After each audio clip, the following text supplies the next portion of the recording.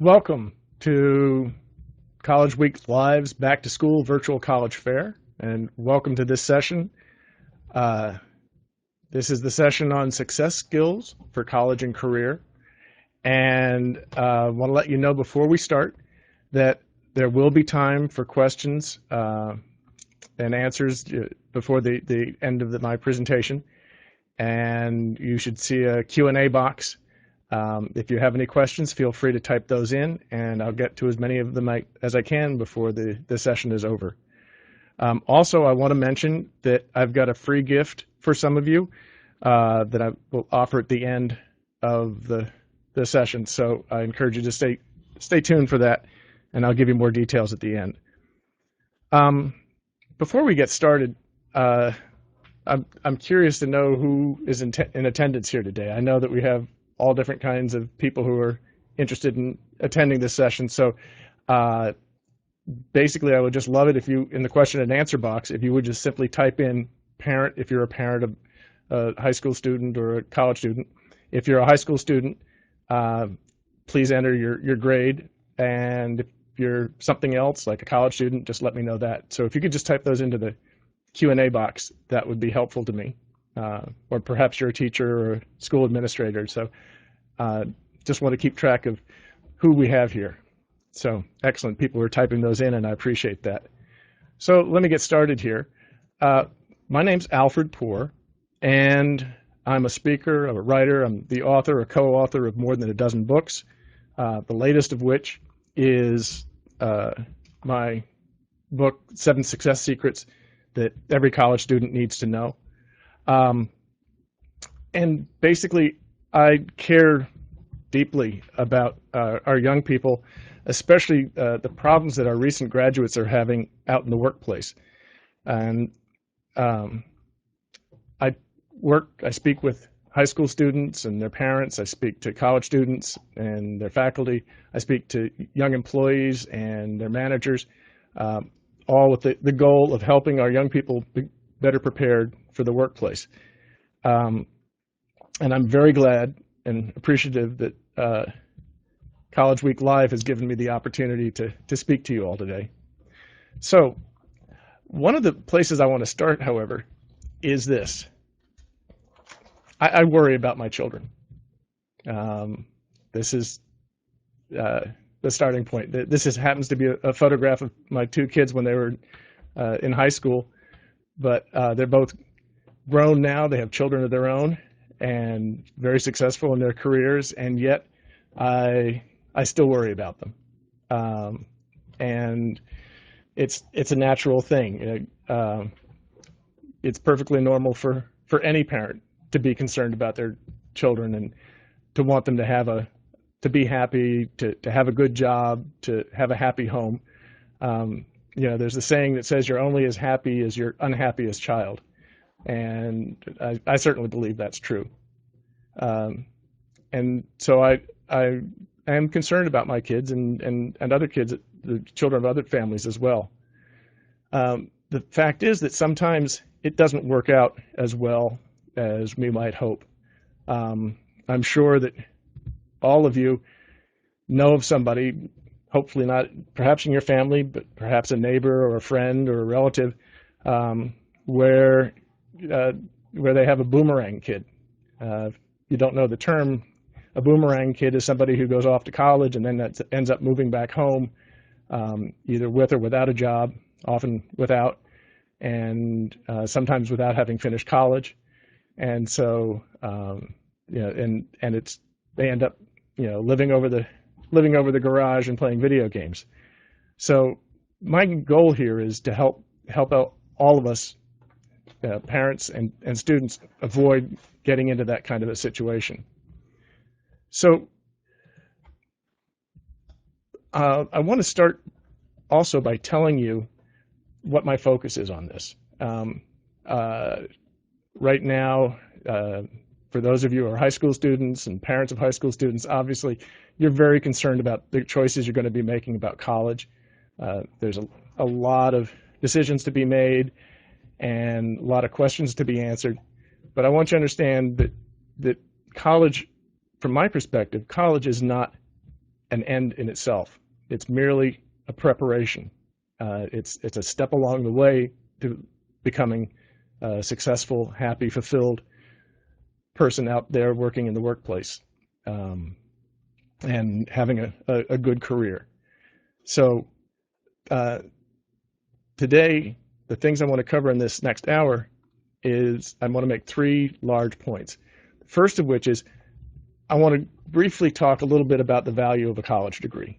And I know I'm probably preaching to the choir in a lot of this, but I think it's very important just to touch base on that and help reinforce the idea that a college degree for many young people is an excellent investment, though there are some caveats about that I'll talk about.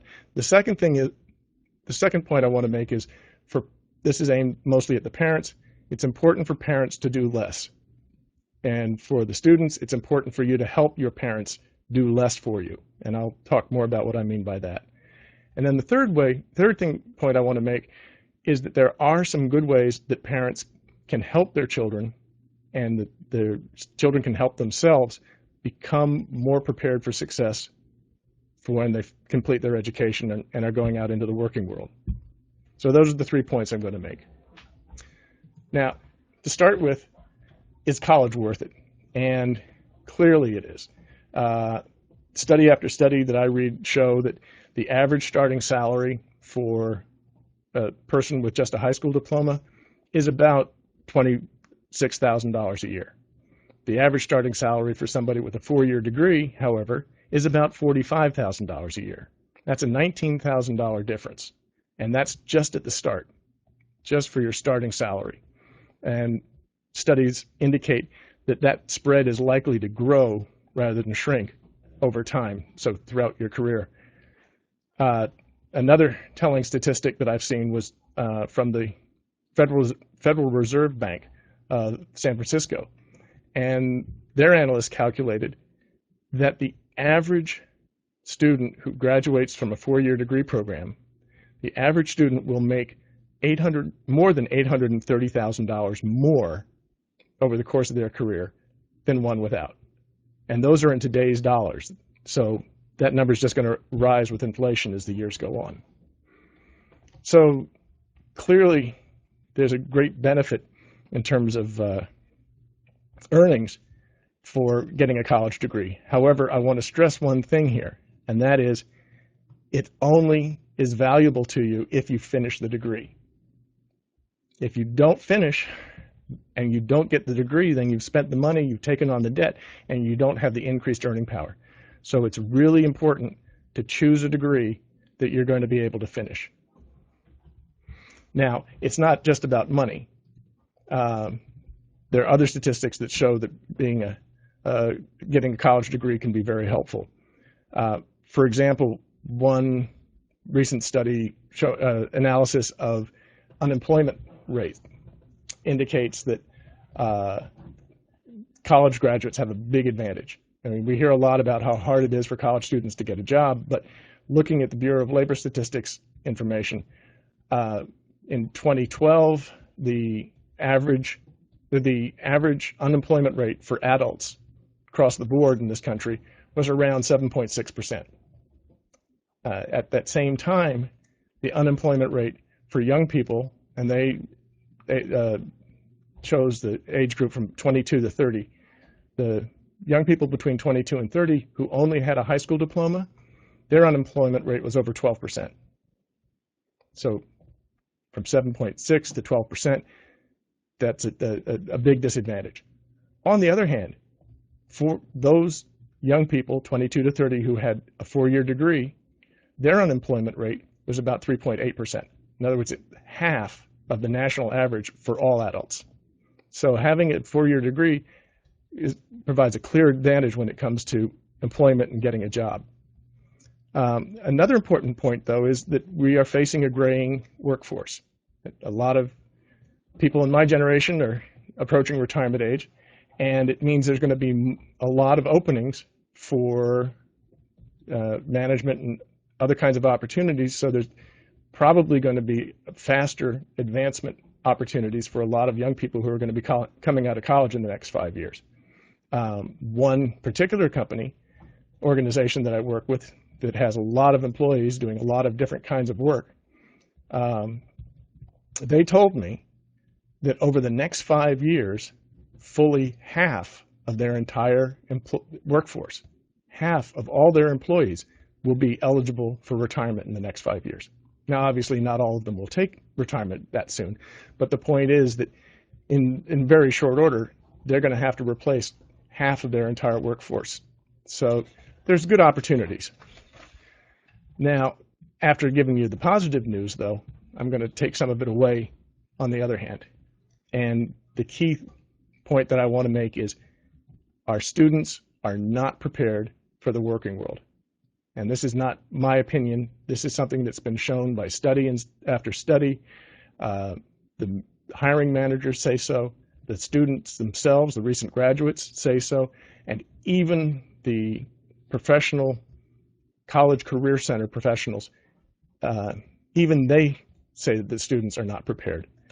They may have the degree, they may have passed the tests, but they don't have the fundamental career skills that they often call the soft career skills that the managers not only need, but aren't getting among the candidates that they're finding coming up from the recent graduates from college. And these skills include things like strong communication skills, both verbal and written. It's strong work ethic. It includes taking responsibility for your decisions and your actions. It includes, one of the biggest ones is simply attendance. It may be hard to believe, but the number one reason that young and entry-level workers lose their job, the number one reason is simply attendance issues. You know, all you have to do is show up for work and stay till the bell rings. But for a lot of young people today, that's a problem for them. So these are the kinds of career skills that are important. And part of what my message is today is I want to help young people, the high school students, and the parents understand how important these skills are and how the students themselves need to take responsibility for developing these skills and practicing them. So the big question is, what can parents do to help? Now, obviously, we all want to help our kids. We all want them to do well. But my big advice is the most important thing for parents to do for their high school kids is to do less. Okay? It's very important that we try to help them learn to take responsibility for their lives and for their learning. Now, I know this is easy to say, but as a parent, I can tell you I understand completely how hard it is to actually do this. I also want to say that I don't believe that today's parents are any more or less concerned about their kids than the parents of 10, 20 years ago, that I was when our kids were in college, or even when my parents had my generation in college. I think, though, society has changed a lot, the whole structure of our communities has changed a lot, and it makes it much more difficult for parents to let students take responsibility for themselves. But as I mentioned before, the problem is that they lack many important skills. For example, a lot of young people, and I see this all the time on college campuses, a lot of young people are very uncomfortable and awkward when meeting other people, especially adults. And unfortunately, this is a skill that pretty much comes into play anytime you apply for a job and have to go for an interview. So this is just one example of those kinds of skills that young people are going to need. There's a lot of reasons why I think young people today are having more trouble with a lot of these basic skills than kids did 10, 20 years ago.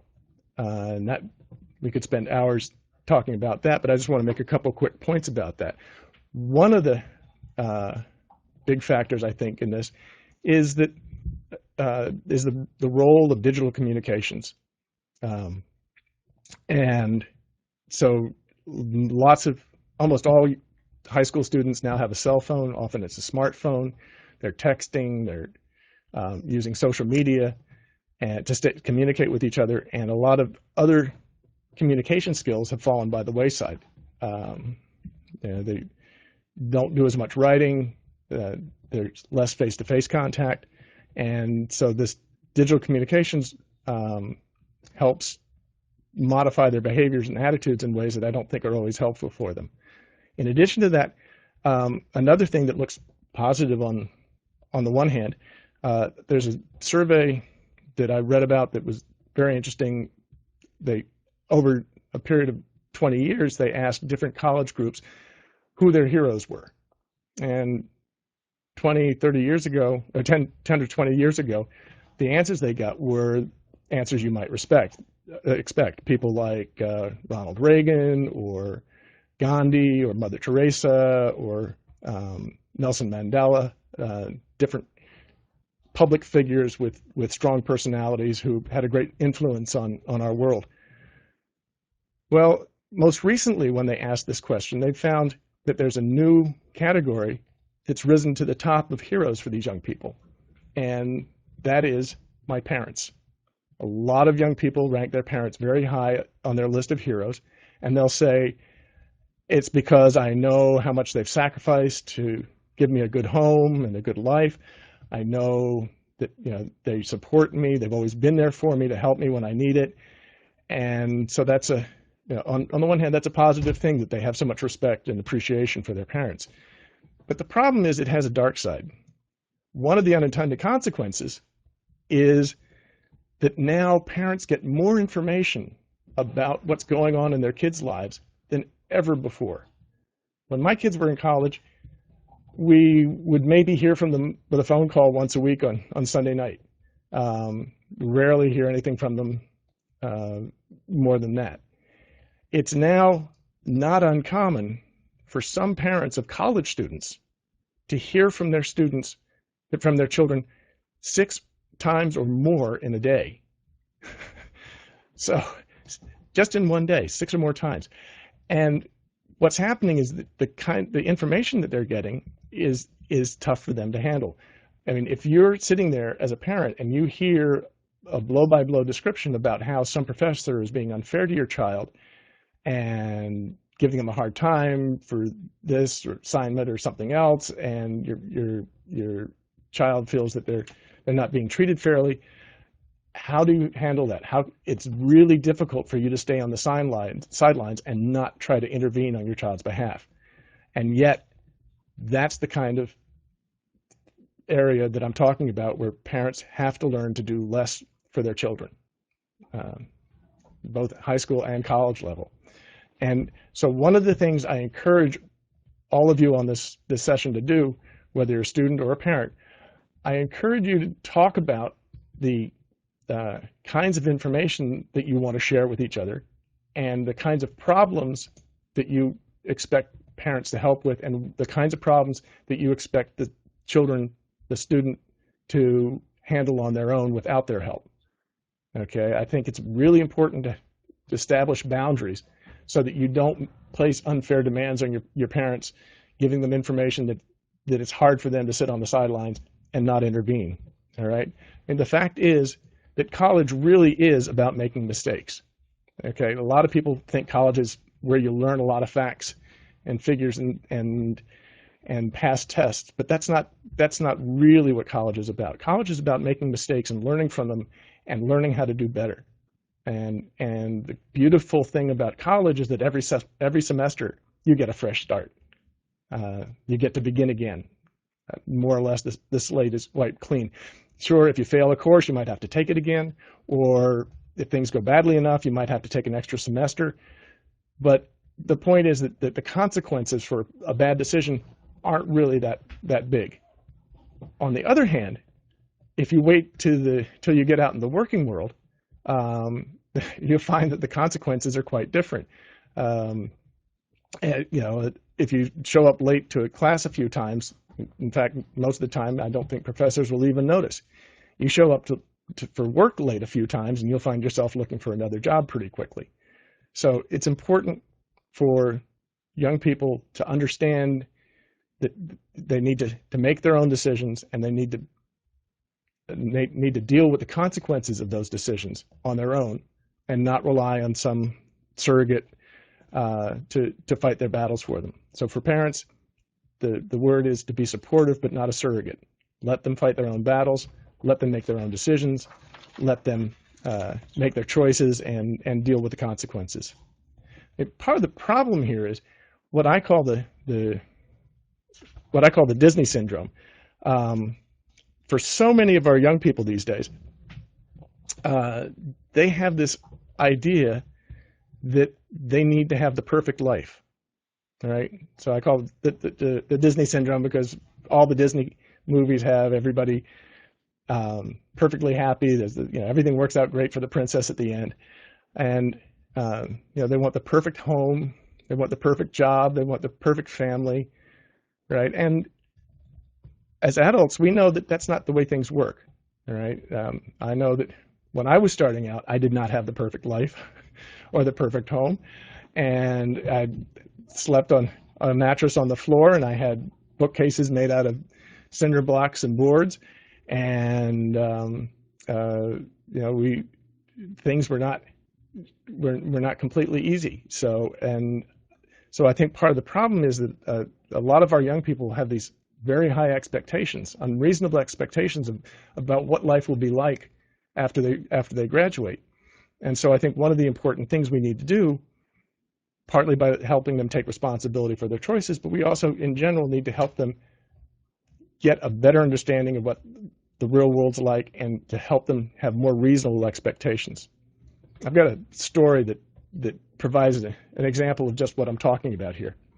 My daughter has a business down in Wilmington, North Carolina.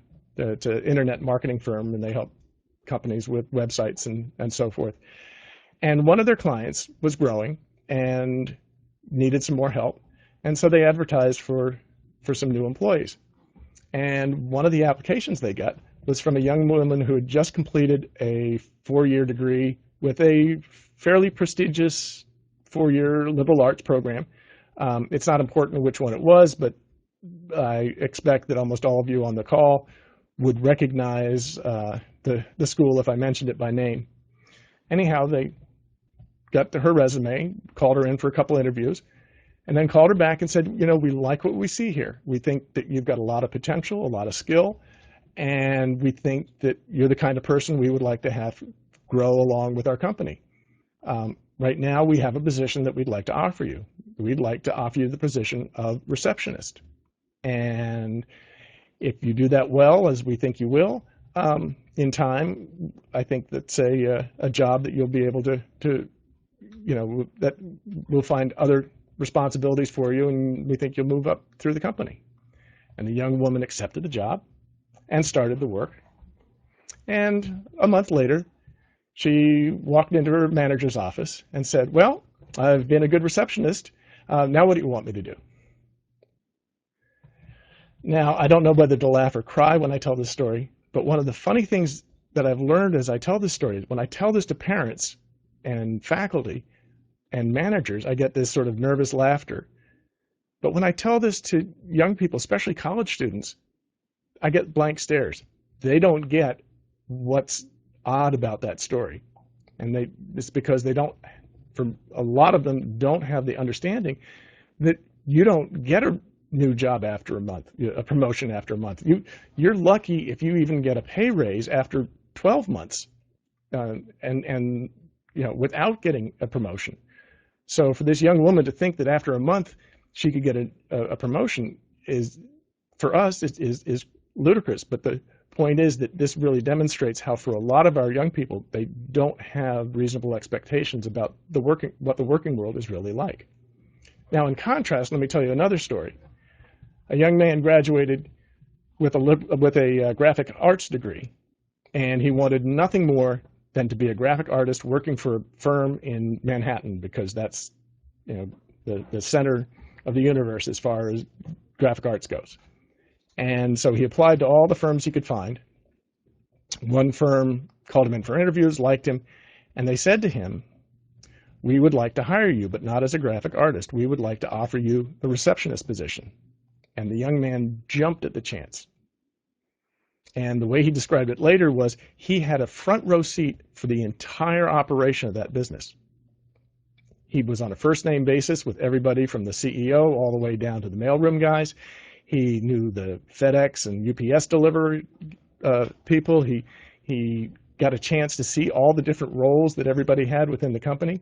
He got to see what it was like when a new prospect was coming in and they were pitching them and trying to land the business. He saw how crazy things got when it was time to get a new project out the door on time ahead of deadline. And he, as he said, he got a front row seat to see the entire operation. Today, he now owns and runs his own graphic arts firm because he started off, and with an opportunity to learn, didn't have a lot of pay, but he didn't have a lot of responsibility, and he had access to all the different parts of the operation, and he learned from that. So here we have two different students who got the same position, but who had two very different experiences. And one of the main reasons that their experiences were so different was the expectations they had going into it, their attitudes and behaviors and expectations about what work was going to be like as they went into it. And so that's important. So my question now is, then what is it that parents can do to help students? And what can students do to help themselves? Because certainly I'm not suggesting that you just throw them out the door and say good luck. There are ways to be supportive without taking away the responsibility and the control for them. And I think there are three main things that I want to cover here about ways that you can be supportive for your young people. The first one is helping them deal with the stress and understand better the stressful forces at work in the choices that they're making. The second one is help them acquire and practice these soft career skills that I've said are so important. And then the third point is help them develop their personal and professional networks. So let me talk about each one of those a little bit in turn. Now, I haven't sat in on any of your breakfast meetings, but I have a feeling that in more than one household of people listening in, you probably have had conversations at some point that run along the lines of, if I don't get into this or that college, my life will be over. Or if I don't get to major in this subject, I'll never get a good job and my life will be over. And if I get my major that I want and I don't get good grades, my life will be over. And yeah, I suspect that this is a familiar theme in some houses. Just put a yes in the Q&A box if this sounds familiar to you. These kinds of issues about these stressful factors of getting the right college, getting the right major, getting good grades. Well, the question is, how much of these things that our students tend to care about the most and stress over the most, how much of those do those really matter? Well, there's lots of surveys and reports out there that point towards some of the provide some helpful information about this. But one that I find particularly interesting was a survey that was done by the Chronicle of Higher Education, and they used it to interview hiring managers, managers who hired recent graduates for entry-level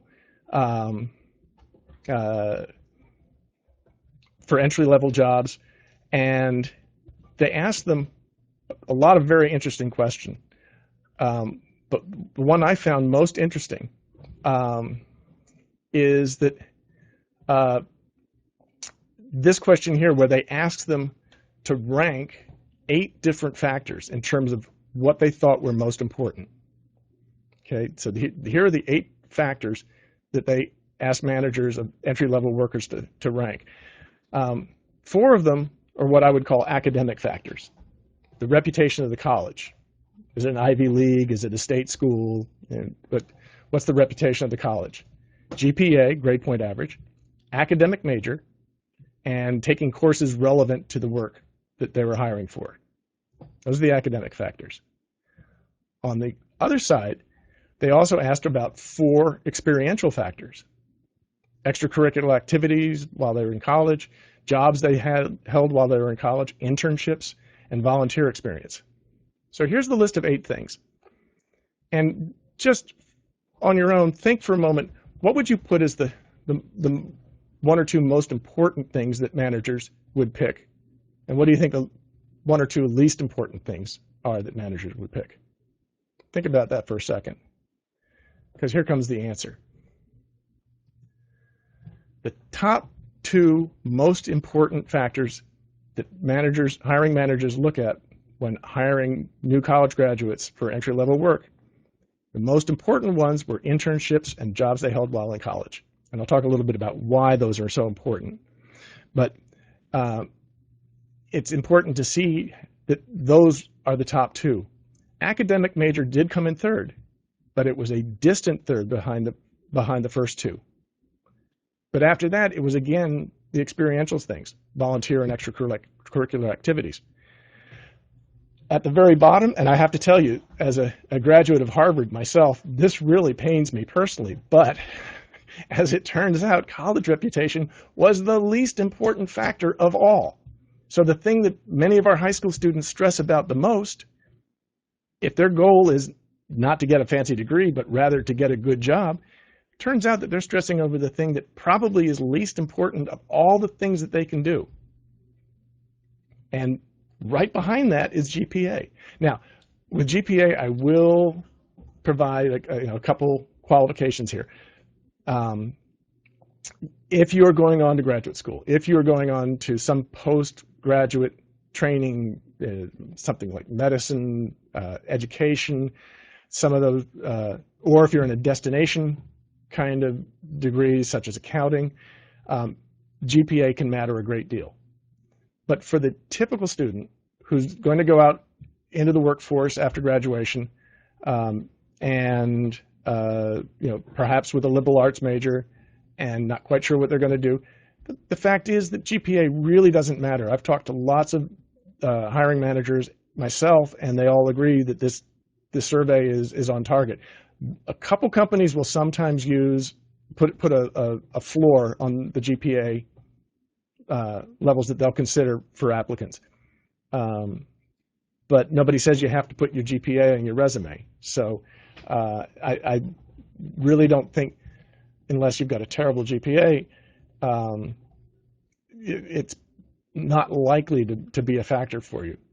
It's more important these other skills you do, and that you make good use of your time in college to learn the skills and do the other things that are going to be helpful to you. I'm not saying blow off all your courses, because you've got to get the degree.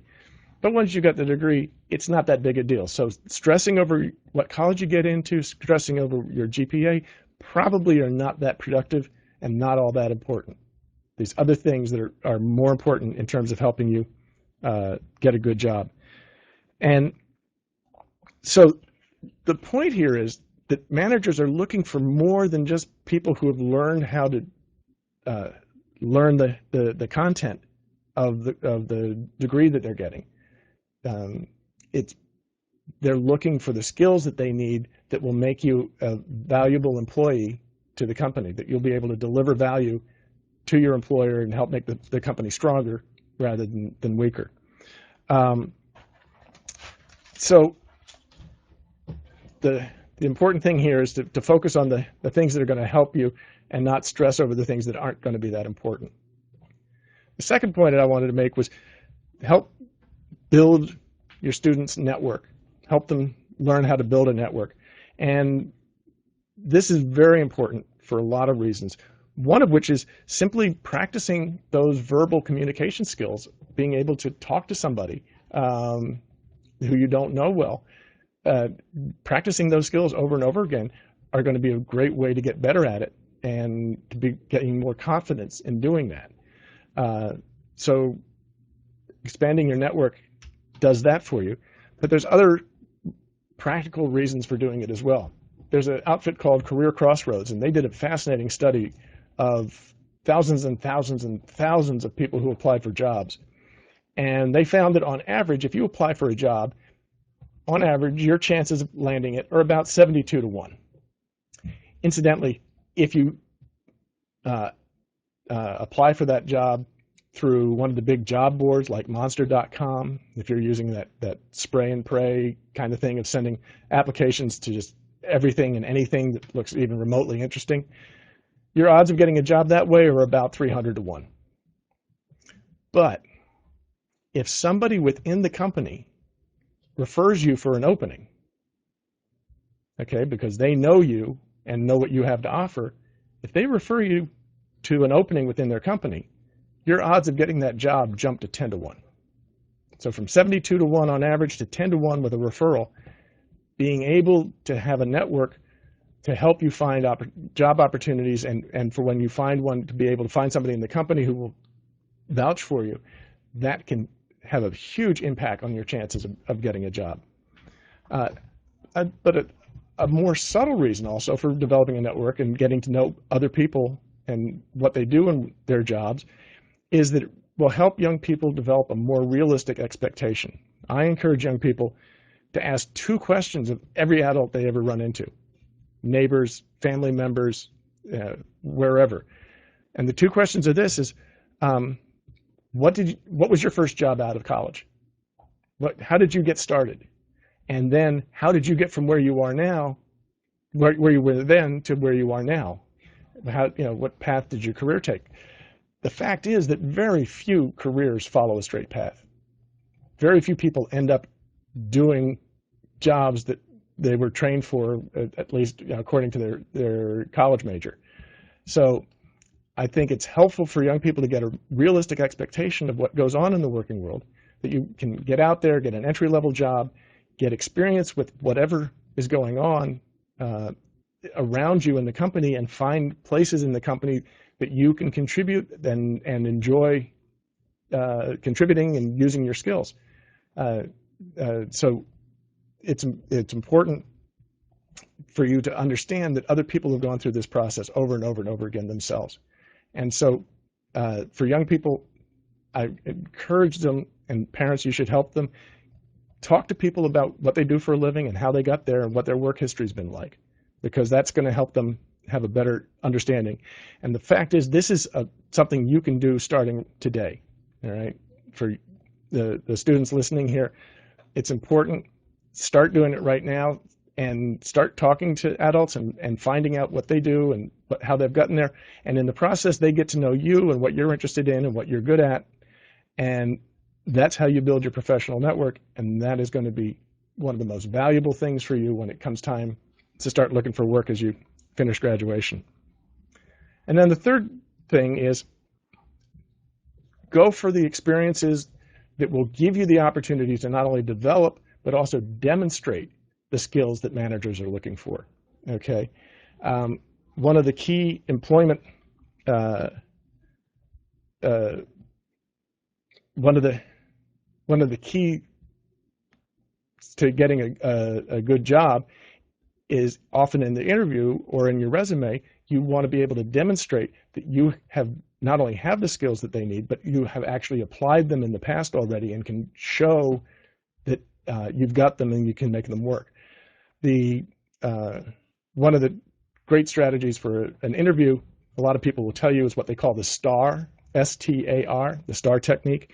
And basically what that is you tell a story about something you did, and STAR stands for situation, task, action, result. So you can tell them what the situation was in your internship or your part-time job during college or a volunteer assignment that you had, or whatever it was, or even an extracurricular activity. What was the situation? What was your task? What were you expected to do? What did you do? What were your actions? What were your decisions? How did you carry through on them? And then what was the result? Best fundraiser that our fraternity ever had in the last 5 years, or whatever. But be able to point to an outcome and say that this was, point how that was a result of the skills that you'd learned and could apply. You can also do other things for to help develop these skills. Again, if you remember, I said that one of the number one reasons that young people get fired from their entry-level jobs is attendance issues. Well, when you get to college, you'll find that in most cases, there'll be a few professors who'll be an exception, but in most cases, the college does not care whether you show up late for class or not. In many cases, they don't care whether you show up at all. All that matters is that you hand in the assignments and take the tests and pass them. Again, that doesn't cut it in the working world. In the working world, you're expected to show up on time, ready to work. So one of the things I encourage students to do, and parents, this is something you can help them by encouraging them to take responsibility for, but that is, no matter what the school's policy is, take it upon yourself to develop good attendance habits. Be there before class starts, stay there till after class ends, be ready to work, be awake, alert, have the information that you need, have the work done to prepare for that class. Develop those habits now in college, develop those skills, and be able to demonstrate that you've done that, and that will make you a much more valuable prospect for an employer who's looking to hire a good candidate when you're looking for work. So that's just one example, and if you can practice these skills, if you can develop them, show that you've got them and can apply them in your job, you're going to stand a much better chance of getting a good job once you graduate. So I'm going to pause here for a minute, and if you have any questions, just type it in the question and answer box, and I will go and scan through and see if we have any here that I can pick up on.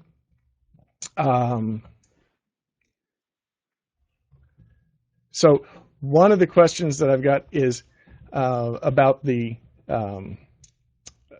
question about the reputation of the college that you get into and whether that's important or not. There was more information in that Chronicle of Higher Education study that I found really, really interesting. One of the questions was about the reputation of the college, and it turned out that the hiring managers were most likely to favor the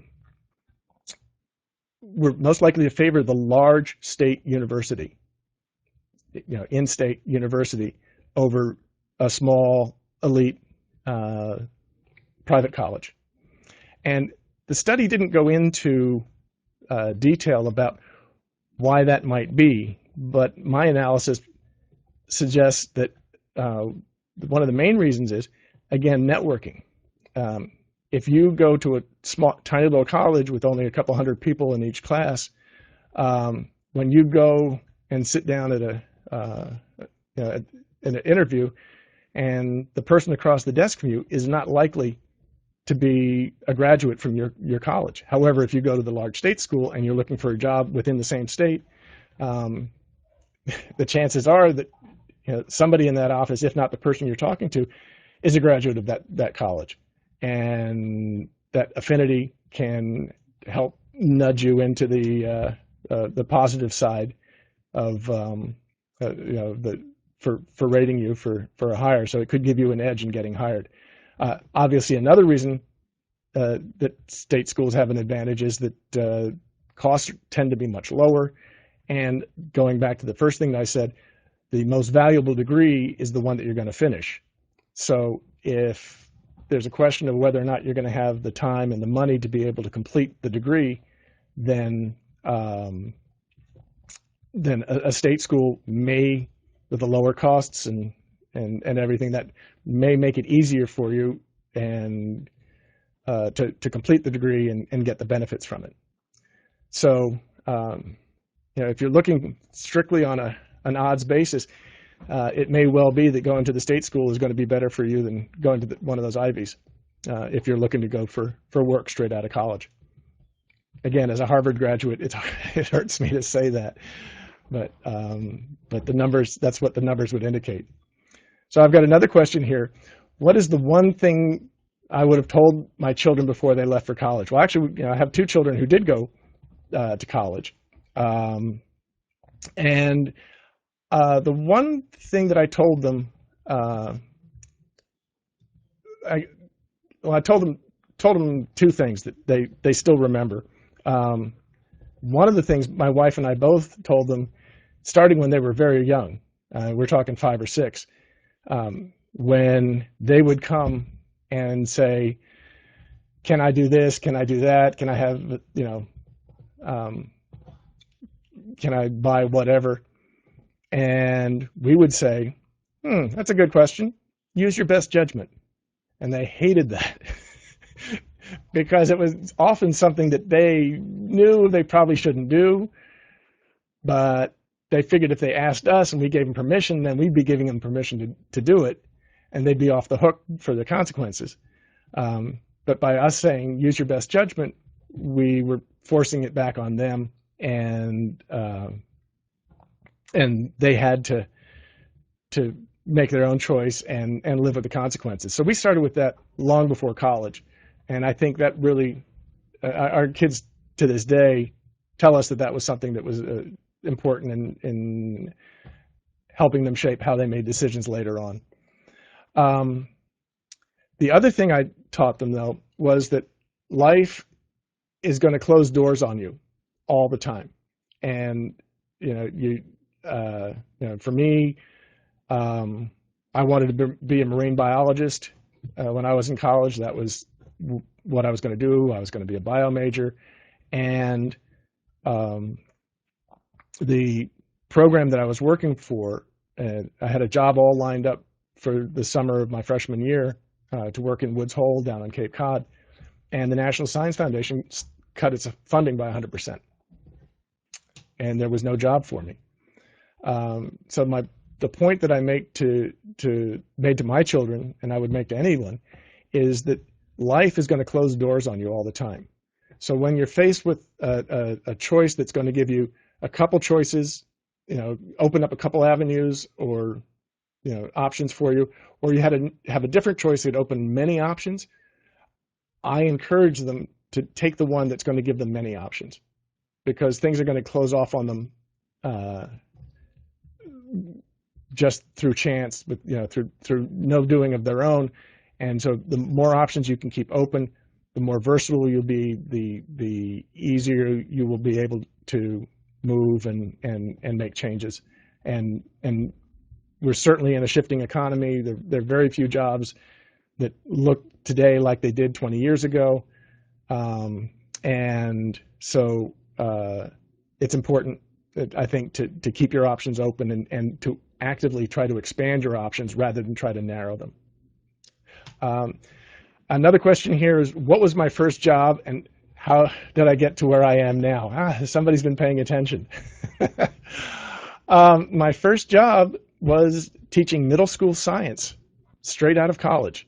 And incidentally, I was teaching I got the job at a school that where my at the time, well, we got married right out of college, so my newlywed wife had been a student there, and her parents had worked there, and one of my college roommates also had been a graduate of the school, and his mother was still working at the school, so I had a lot of connections to that school. And again, my personal network worked out well on that one. I'll also say that I got, I love to tell people this story. Graduating from college when I did, which was 1973, it was a terrible time to get a teaching job. Really difficult to find jobs. And I love to tell the story. I sent out 2 resumes total, and I got 3 job offers, which is pretty impressive. And the reason was that I networked my way into the jobs. The poor guy who tried to teach me calculus in high school, his brother was a math teacher at a school in New York, and they needed a science teacher, and so I applied for the job there and ended up getting an offer. And then also through my father, who lived down in Washington, D.C., there was a school that needed somebody to fill a job at the last minute, and they pretty much offered me the job sight unseen. I didn't take it because I'd already accepted one of the other jobs, but that's how I got my first job. The question is, how did I get to where I am now? Is it's interesting because started off as a school teacher, ended up working in the central office of a public school district, became a computer consultant, I did a lot of writing about computers for more than 20 years and was very successful with that. Now I'm doing public speaking and as a professional speaker. And if you stand in the beginning and you look forward, it really doesn't make a whole lot of sense. But when you stand here today and look back, you can see that I've been doing the same thing all the way through. I've been teaching the whole way through. And it's just different modes, sometimes in the classroom, sometimes through the printed page, sometimes through the spoken word. But also, what I've made my career out of is taking complex concepts and explaining them in ways that they're useful to people. So that's how I got to where I am now. So I hope that's helpful. One more question we got here is it easier to get an entry-level job with certain majors? And if so, which majors? This is a question that's interesting. It depends on what kind of job you want. But one of the problems that I have right now with the mass media is that they are churning out these articles endlessly. Which jobs get you the best? Which majors gets you the best job? Which jobs have the highest growth? What's the best paying jobs to go after college? And boy, I just think this is so misleading. I don't think that most high school students should even be worried about what they're going to major in college, unless you have a true calling. I mean, if you love math and you want to do something with math for your career, and you know that, or if you want to go into medicine, or you want to go into teaching or whatever. But for a lot of people just don't know what they want to do. And one of the things I often say to young people when I speak to them in audiences, I'll ask, what's your favorite food in the entire world? And they'll come back with things like, pizza, or my mother's meatloaf, or whatever. And I say, no, you're wrong. And they say, what do you mean? How can I be wrong about what my favorite is? I said, no, that's your favorite that you've ever had. There are thousands and thousands of dishes out there from around the world that you've never tasted. You don't even know they exist. How can you possibly know which one is your favorite if you haven't tasted them all? And the same thing is with work. There are jobs out there that most young people have no clue even exist. And the way I look at it is, the thing to do is to come out of college, for most young people, get a degree, learn some content, but more than that, learn how to be a student, learn how to be a good employee, learn how to get these skills so that you can communicate verbally, you have good writing skills, good math skills, the good problem-solving skills, you can be a member of a team, you can lead it, those kinds of things that managers need. Get all those under your belt, go get an entry-level job, something that sounds interesting, and see what happens, and learn what's in the company. You may find that you'll end up doing something that you never thought you would enjoy, or even you may never have even known existed. Having said all that, so is it easier to get a job with certain majors? Sure. There are some majors that if you want to go into that work, you will get jobs. For example, nursing. There's always a demand for nursing. That may not be the kind of work that you want to do, but if it is, sure, nursing is a good choice. Education's a good choice, but it may not be that's exactly what you want to do. There's certainly a lot of job conditions and lifestyle choices that go along with a bunch of these jobs that may not make them a good match for you personally. So I would, again, not worry so much about the major. Pick a major. The most important one is to pick a major that you're going to finish. So finish your major, get the degree, get out there and try it. I hope that's helpful. I've run out of time for questions, but I do want to answer all of your questions. So if I didn't get to yours, or you think of something afterwards, or you're watching this on the archive, please feel free to reach out to me personally, and I will do my best to answer all your questions individually. My email's here. It's alfred@alfredpourspeaker.com. And also feel free to send me feedback about this presentation if you like, even if you don't have questions. I'd love to hear what you think was most useful about it, and any suggestions you have to make. Another thing I wanted to say is it's important to have for parents and students. It's important for you to have conversations with each other about work, okay, and what expectations are, and what it's like to get out and get a job, and one of the ways that can be helpful sometimes, if you both read a book and then talk about some of the issues raised in it, that can be a good place to start a conversation. So this is the book that I've written. It's called 7 Success Secrets That Every College Student Needs to Know. And it's not a very long book. It's an easy read, but it gives you a bunch of different tips and strategies that I think make good focal point for discussion between parents and their students. So you might consider taking a look at that and seeing if it would be useful to you. You can buy it on Amazon. You can buy it on Barnes & Noble. You can order it from any bookstore. And I mentioned that I was going to have a free gift. The gift is this: for the first 5 people to email me, send me your mailing address. If you email me, and the first 5 who do, I'll be happy to mail you a free copy of my book. And if you tell me your name, I will even autograph it for you if you'd like. So again, just email me at alfred@alfredpourspeaker.com, and I'll send you a copy right out. So there's that. And also I want to mention that I am available to speak to students and to parents at your school. I've also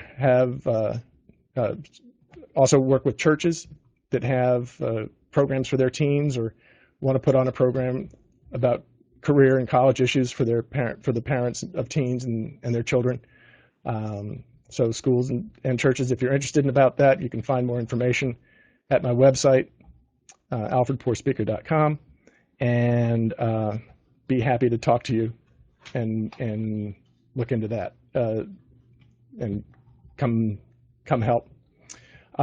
So let me just come back and summarize what the main points that I have tried to make here today, and hopefully this will be helpful. The big deal is that college is worth it, but only if you finish. So you need to get that degree if you're going to get the increased earning power. So stack the deck in your favor. For a lot of young people, the money might be tight. They might not have a lot of time before they need to start working for whatever.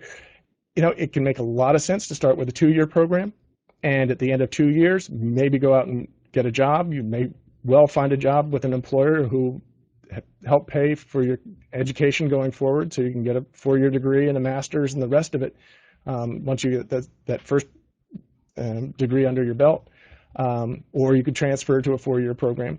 But the main point here is do whatever you need to do to pick a school, pick a program, pick a major that you're going to be able to finish, and finish it in 4 years if you possibly can. The longer you spread it out, the more it costs you, and the less likely that you'll finish. So stack the deck in your favor any way you can so you get it done. The second point is for parents: do less for your children. All right, leave it more and more up to them as much as you possibly can. And for the students who are listening, this falls on you also. You have to be mindful of the kinds of information that you share with your parents. Think before you tell them about some of your problems. Think about what are they going to be able to do with that information. All right, are they just going to sit on it? Or are they going to feel that they need to intervene somehow and help you out? So this is something important for you to set boundaries about and have a good understanding about what it is that each of you can do in terms of taking responsibility, and it'll be much better for you, and you'll develop those skills that employers are going to need. And so finally, the third one is develop those career skills. So parents, help your children find opportunities through jobs, through internships, through talking with other adults about what they do and expanding their personal networks. Do whatever you can to help improve your expectations about the world of work, to develop the career skills that you're going to need, that the managers are going to be looking for, and that will make you a valuable addition to any company. And that will help bring success, and that will help you be happy in your work. And that's what it's all about. So I thank you all for your time. Again, if you want to contact me, my email is here, alfred@alfredporspeaker.com. I thank you for attending, and I wish you all a great day. Thanks.